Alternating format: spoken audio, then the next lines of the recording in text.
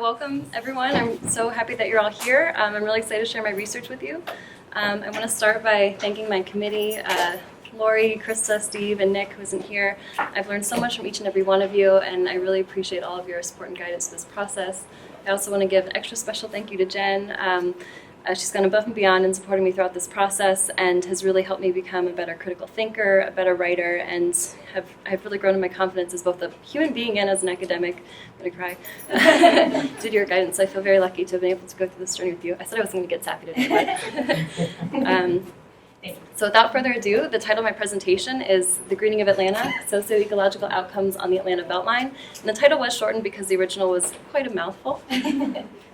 So to get into it, I'll be giving some context of the Beltline and urban greening, and that will be followed by a literature review, my research questions and methods, selected findings from my 3 research papers, and I'll wrap it up with the conclusion.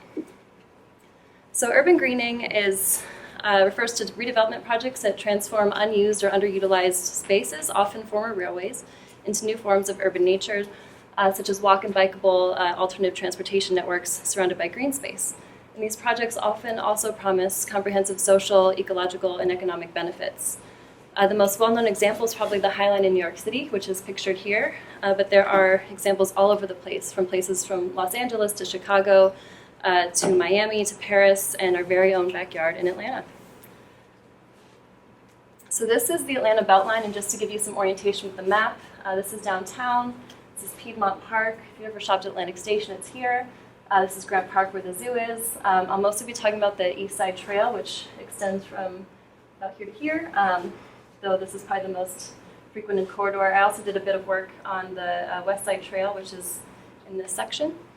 So the Atlanta Beltline will eventually cost over $4 billion, and it's expected to will connect 45 central neighborhoods in Atlanta through a 22-mile walk and bikeable loop. And this loop will also have a continuous green space on either side of the trail. The project is also supposed to create new parks, affordable housing, improve transit connectivity, create jobs, add affordable housing, and address environmental justice goals, among other goals. So due to its size and comprehensiveness, the project really has the potential to majorly transform the social, ecological, and economic conditions in the city. So the Old Fourth Ward is the first neighborhood where the Beltline has been implemented, and it's seen some pretty drastic changes. In addition to the trail, the Beltline has also created a large park with green stormwater infrastructure, which has addressed some long-standing environmental issues. This picture shows the before and after the construction of the park. So it was just kind of this concrete sea, and now it's this really lush park. I'll show some images of it afterwards that show the rest of it. It's really beautiful. This is just a small slice of it. And after the trail and park were created, dozens of luxury condos cropped up around the trail. You can see some of them here, as have new shopping centers, breweries, and a lot of stores with high-end price points like Lululemon, Anthropologie, West Elm. And many new people are moving into the neighborhood for these amenities and also the access that the trail provides to them.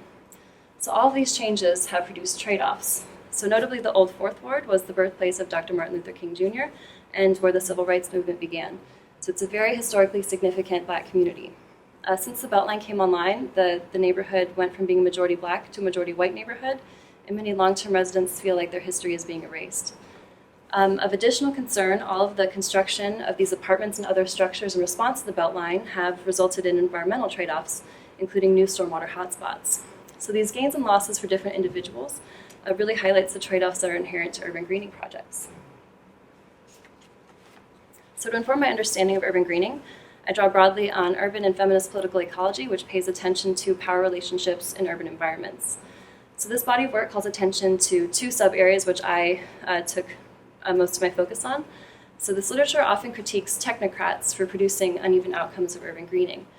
So technocrat is a term that's used to describe professionals who are employed to use their expertise in fields like architecture, engineering, landscape architecture, and urban planning to make decisions about aspects of urban life.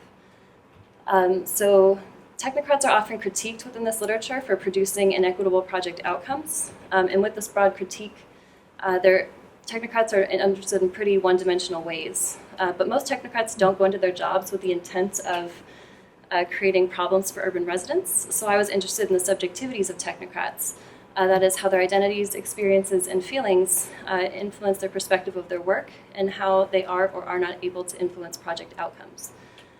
This literature also demonstrates that priorities for urban greening differ by demographics based on categories such as race and class. And this body of work also shows that not all people are equally engaged in the planning process. So the values of often white, wealthy residents are often prioritized, as these are usually the residents engaged by these processes. And this can result in project outcomes that benefit some residents and not others, which can exacerbate existing inequalities in cities. Finally, trade-offs thinking is another useful way to understand the uneven outcomes of urban greening, which acknowledges that the pursuit of social, ecological, and economic goals can be contradictory rather than complementary, which can lead to gains and losses across the urban landscape. So I was interested in these gains and losses associated with the outcomes of urban greening and how these trade-offs are produced. So bringing all these literatures together, my research is looking at the production and experience of these mixed outcomes through urban greening. So my specific research questions are, how do the subjectivities of technocrats influence their priorities and experiences related to urban greening? And does the planning process include ways for them to act on these priorities? My second question is, what diverse priorities exist for the outcomes of urban greening, and what and whose priorities are addressed by project outcomes? And my third question is, what are the socio-ecological outcomes of urban greening from various disciplinary perspectives, and how can trade-offs be better negotiated? So to answer these questions, I employed three main methods. I conducted 32 interviews with technocrats. So these are individuals working for the Beltline or Beltline partner organizations. I also conducted interviews with residents of Beltline neighborhoods, both in completed and soon-to-be completed sections of the trail. And I also interviewed environmental managers, some with the Beltline, some with the city, who have a lot of expertise on the Beltline-specific targets and outcomes. I also conducted observation at 35 events. These were mostly Beltline meetings and events, but I also went to meetings led by community activists that were having campaigns against the Beltline, Beltline neighborhood meetings for neighborhoods within the Beltline corridor, and Beltline partner meetings. These are the nonprofits associated with the Beltline that have some influence over project outcomes. I also conducted archival review of Beltline planning and policy documents that were used to guide the project, and project reports and assessments. So now I'll get into some selected findings from my first three papers. I could probably talk about them for days, so these will be a more concise overview. So my first paper is titled Technocrats Are People Too, Exploring the Subjectivities and Constraints That Influence the Professionals Who Design Our Green Urban Futures. So I did interview technocrats for this paper, and as I interviewed them, I found out that each of them live within Beltline neighborhoods. So that speaks not only to the size of the project, but also to the fact that each technocrat I interviewed directly experienced the outcomes of their own work. So in this paper, I was really interested in the subjectivities of technocrats, and subjectivity is how one's lived experiences and identities shape their view of the world and their interaction with it. So using this concept allows us to move beyond broad understandings of technocrats to really understand their identities and individual experiences and perceptions based on those identities. So I'm mobilizing this concept to better understand how technocrats' identities, experiences, and emotions influence their view of the projects and priorities for their work. So from interviews, I found that race and class were important to the experiences and feelings of technocrats. So as I expected, most of the low to middle income technocrats, the staff level technocrats, which is most of them, have been displaced or experienced displacement pressure from the Beltline. So a lot of these technocrats mentioned they were fearful of rising rents and property taxes caused by the project. A few of the higher level technocrats I interviewed who make higher salaries were excited about these very same outcomes. One said, I had just bought my house like 2 years earlier, 2 blocks off this Beltline. I love this project. So he was really excited about having his property accumulate value and wasn't so worried about the higher property taxes associated with it. Race was also particularly important. All of the African American technocrats I interviewed mentioned concerns about cultural erasure and rapid changes in historically black Beltline neighborhoods, and none of the white technocrats I interviewed mentioned this. Many technocrats also had much stronger emotional responses to the project than I was expecting and used words like fear, sadness, anger, and love. So many noted that they came into their job with the intention of improving life for friends, family, neighbors, and other people they really care about, but became frustrated when project outcomes produced consequences for their loved ones and for themselves. One technocrat said, "It's just so sad. We're screaming, no, stop, we can't do it this way. We sold them on something else. That's what I keep coming back to.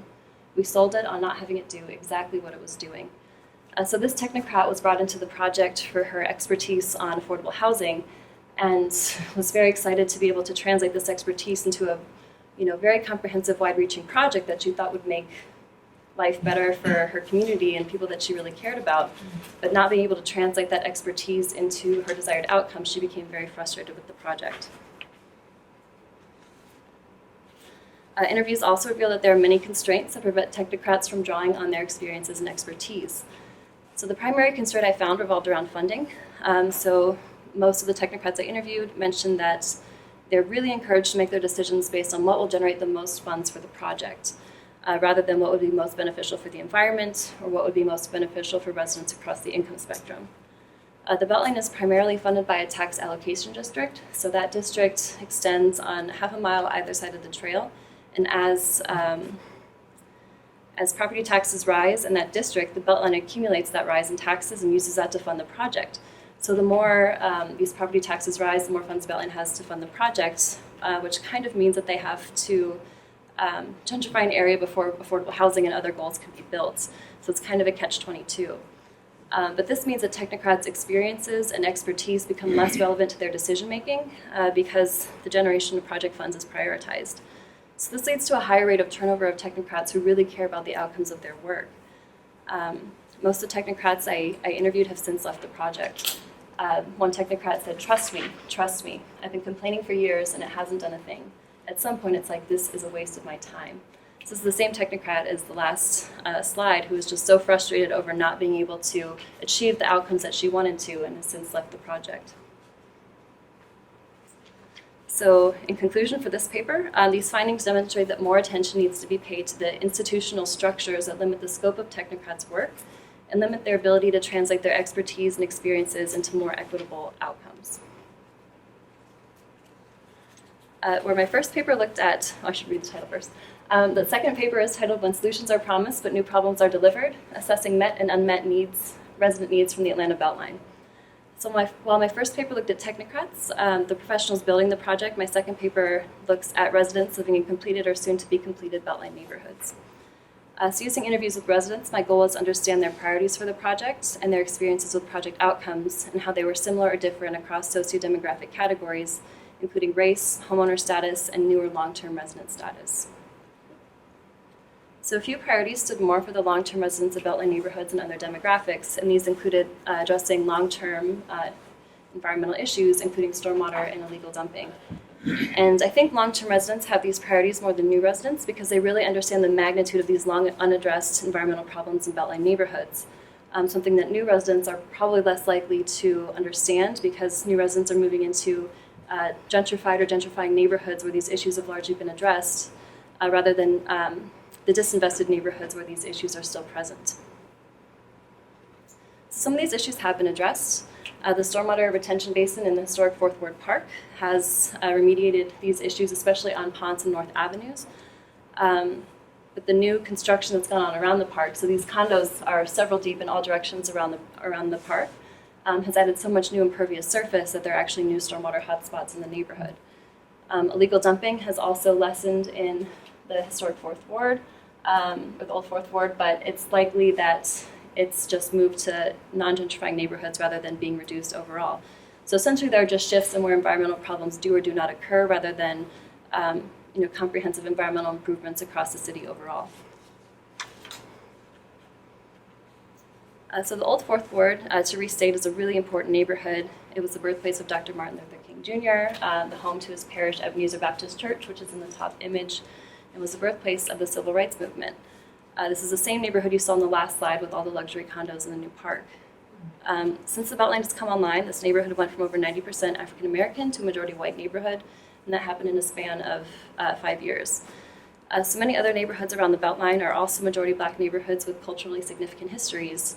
And seeing the changes that have occurred in the old Fourth Ward since the Beltline came online, many African American residents want to prioritize the preservation of cultural heritage because the amenities and demographic changes arriving in response to the Beltline are largely producing what's felt as cultural erasure. It should be noted that there are no cultural preservation mechanisms associated with the Beltline, so this priority has largely remained unaddressed.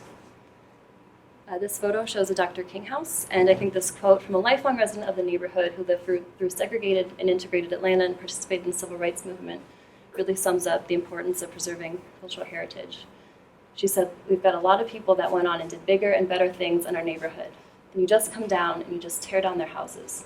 Just forget they ever existed. The whole footprint is gone. When you have new people coming in, they have no idea what we went through to make this neighborhood the way it is."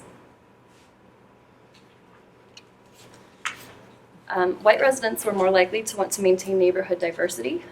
They reported living in places that feel tolerant and allow for broader social networks and exposure. But notably, the literature shows that white residents value diversity as a benefit to their own experience, which can simultaneously ignore white privilege and the mechanics of gentrification. So essentially, diversity is kind of valued as more or less a commodity for white residents, which is kind of in tension with the goal that many Black residents have to avoid cultural erasure as more white residents move in. So definitely some priorities definitely some tensions between the priorities of white and Black residents. Most renters I interviewed wanted a way to be more meaningfully included in the planning process. And this is significant because renters typically aren't targeted for input. Homeowners are typically seen as more stable community forces, and renters are seen as more transient, when that's definitely not necessarily the case. So renters felt strongly about wanting to be included because they really view these neighborhoods as their communities and their homes. The Beltline's affordable housing and equity measures mostly do focus on homeowners and homeownership, and renters are still largely left out of the conversations and plans. Residents also reported several significant new problems. So the Beltline has really become a popular tourist destination, and as one resident put it, the Beltline is a shit show. The Beltline has really become overcrowded with tourists, and many locals said that they can't rely on it as a safe or convenient way to get from point A to B. Residents also reported increased tension within their neighborhoods as incoming residents want to transform neighborhoods in ways that many long-term residents don't want. So long-term residents feel like new residents are co-opting their meetings and trying to push their agenda in a way that doesn't translate with what long-term residents have been trying to make the neighborhood be. So there's a lot of tension there between the long-term and new residents. There are also some new forms of crime. Residents reported that some local kids are retaliating, throwing rocks at windows and slashing car tires for those perceived as gentrifiers. So there's definitely some increased neighborhood tension going along with these transformations. While walkability has improved from the trail, it doesn't necessarily connect residents to destinations they can afford.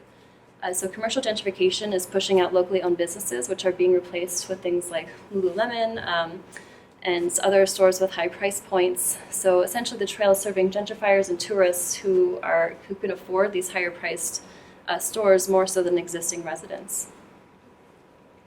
So this research shows that the majority of resident needs remain unmet by the Beltline, while residents report experiencing several significant new problems.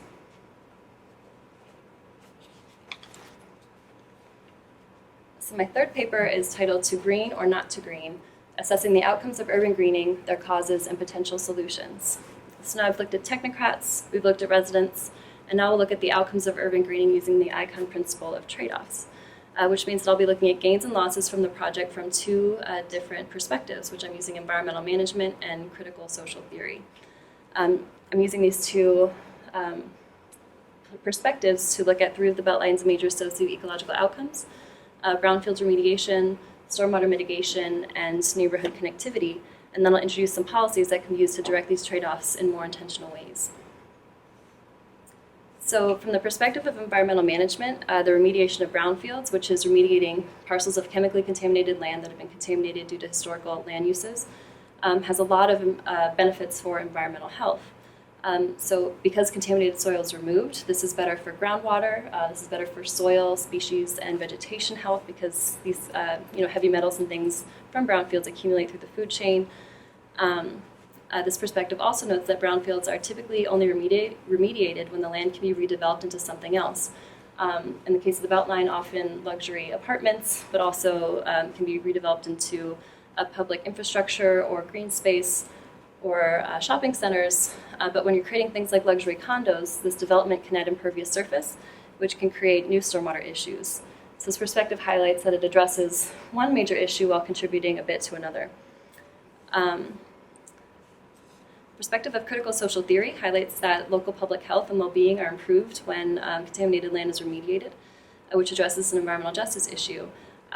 Long-term exposure to brownfields can lead to poor health outcomes, instances of cancer, pulmonary illnesses, and things like that. So reducing these contaminants has a lot of benefits for public well-being. But this perspective also highlights that that economic development is the main driver for brownfield remediation, rather than addressing environmental justice for the sake of improving public health.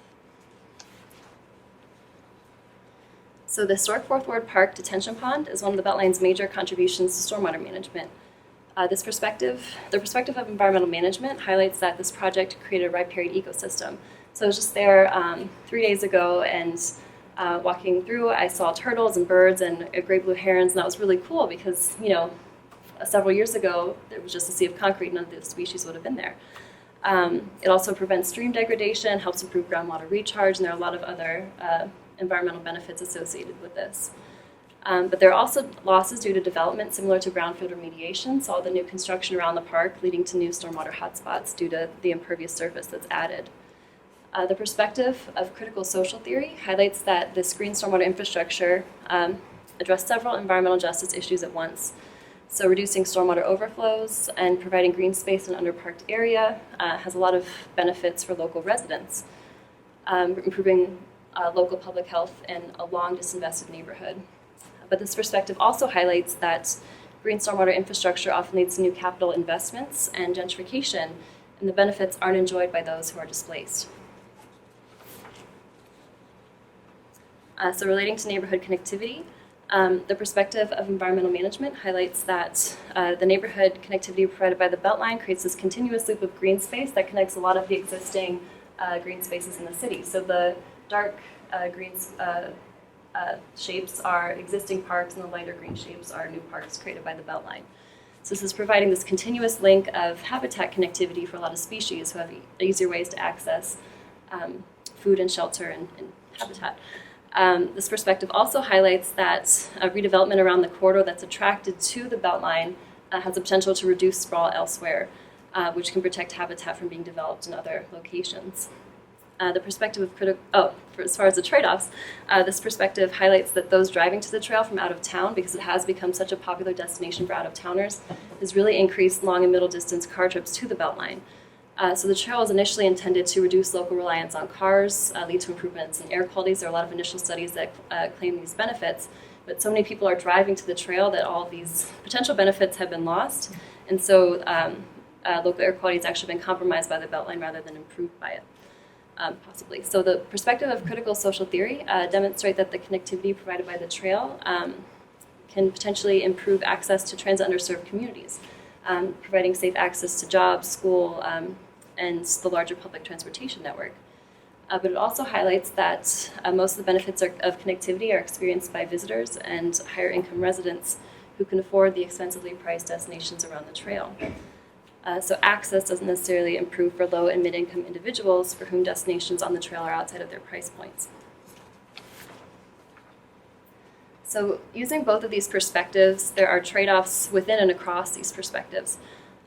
Trade-offs are totally inevitable in urban greening, but by openly acknowledging these trade-offs, we can determine what is and is not worth being traded off from different perspectives and for different individuals.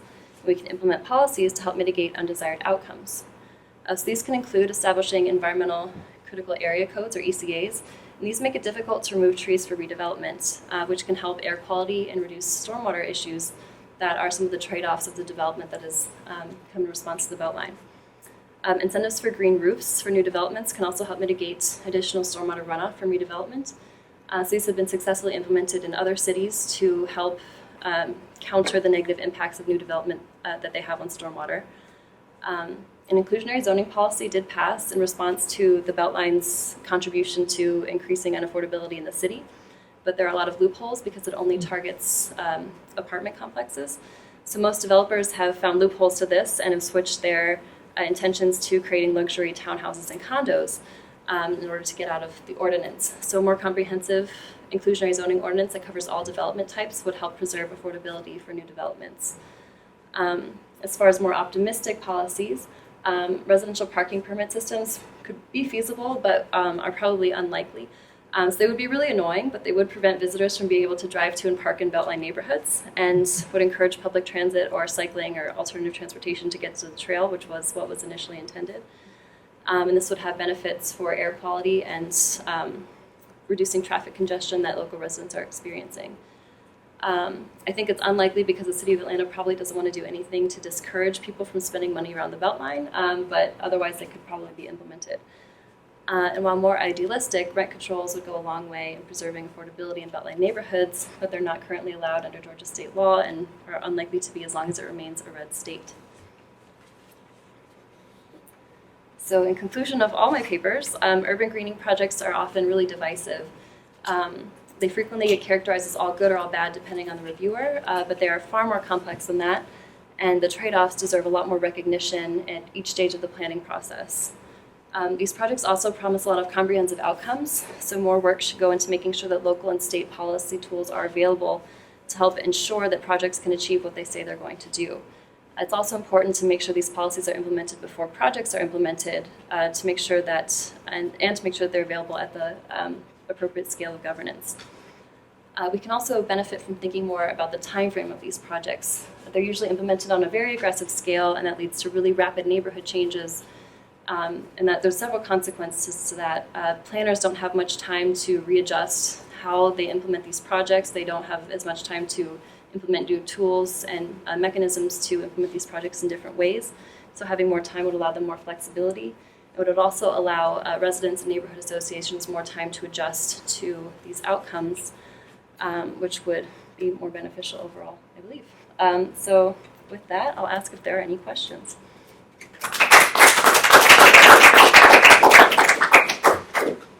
You can open it up to the audience, and I'll let you just feel questions right here. Cool. Yes. Hey, Rachel. Hi. That's really great. Very interesting. So I have two questions. One is just about how you think your work will be perceived. Do you think, like, are you going to publish it? Do you think any of the groups you've talked to or people would want to use it? And then my second question, I was really intrigued when you, early on, you said that the idea is that the area would gentrify. I don't know whose kind of ideology this was, that it would maybe gentrify first, and then that would kind of help affordable housing be possible. And if you, over your archival research and your interviews, if you have a sense of, was there ever from the beginning more of an ideology of like redistribution or what affordable housing would look like, and did that get kind of steamrolled, or was it never there in the first place? Yeah, those are really good questions. So I think different people have perceived this work differently. I think some of the people that left the project kind of recognize the same issues and are, would be totally on board with it. But I think some of the people at the top that are kind of enforcing these funding restrictions would probably say that it would be impossible to create the project without having like a TAD to fund the project, or without doing it the way that they're currently doing it, because to them that's best practice. That's the only option that they see that's available. So without those, while problematic, they don't think the project would be possible without that. But I do think that the residents and several of the technocrats that have left would be more open to this research. As far as the tax allocation district, several of the technocrats I interviewed said that that's the main mechanism that they have to fund these projects. So it's complicated because they're making decisions to do whatever they can to encourage redevelopment and new investment in Beltline neighborhoods, but that actually makes their work harder. So the people I interviewed in the affordable housing departments said that the more it gentrifies, the harder it is to implement affordable housing, because they can implement less because it's more expensive for them to do so. So if these prices are rising, they can only implement less and less affordable housing, and it makes it more difficult to achieve their goals. But they can't accumulate money to build that affordable housing without having it. So it's just this very complex situation that it gets in the way of doing their work, but it's also the way that they can do their work. So it's a very complicated funding mechanism. Interesting. Yeah. Yeah. I have a question about the stormwater, actually. Mm-hmm. And I'm wondering Well, yeah, I guess there are kind of two questions about displacement. Like one, do you know where the new stormwater spots are? Are they being pushed into what type of neighborhoods, and specifically, are they being pushed into new municipalities that are having to deal with it? Because I know that like during the Obama administration, there were a lot of pressures put on local governments to deal with stormwater. And then second, of the people that are being displaced from Beltline, do you have any indication of where they might be moving? I know it's like the impossible question. Yeah, those are really great questions. So I do have, I got a list from one of the people from the City Department of Watershed Management. All my titles are getting mixed up, but he did give me a list of the new stormwater hotspots, and they are, I don't know about broader, but he did give me a list of within the old 4th Ward and Midtown where new stormwater hotspots are being located. So they are being created in the same neighborhood, just in different areas of it. So that's a little wonky. So as far as where people are being displaced to, I'm not really sure. I never got really clear answers on that. Some people I spoke to just assumed that they were going to neighborhoods further out that were less expensive. The further away from the Beltline, the cheaper it usually is, unless you're going north. But yeah, so just essentially out of Beltline neighborhoods. Some people have been displaced to, some of the people that I interviewed were already displaced by the Beltline and kind of moved to an area where the Beltline hadn't been yet, but were fearing it again as the Beltline was approaching those neighborhoods, so kind of having to go further and further away from whether the workplace or school. So yeah, it's just kind of this train that's pushing affordability around. Yeah. Yeah. You were talking about like this maybe not fast, but turnover of technocrats. Mm-hmm. And I was wondering, it sounds like you did your interviews maybe earlier, but if you seem like almost a selection on the new technocrats that are coming in, are they almost like reproducing the same ideas that made the first ones leave? Or? That's really interesting. I don't know too much about who's coming in. I've read a bit about there have been several different CEOs throughout the time I've been studying this process, and some of them seem a little bit better than others in certain ways, but I don't know too much about the staff level technocrats that have been coming in. But that's a really good question. If I had more time to do more research, I'd love to investigate that. Yeah.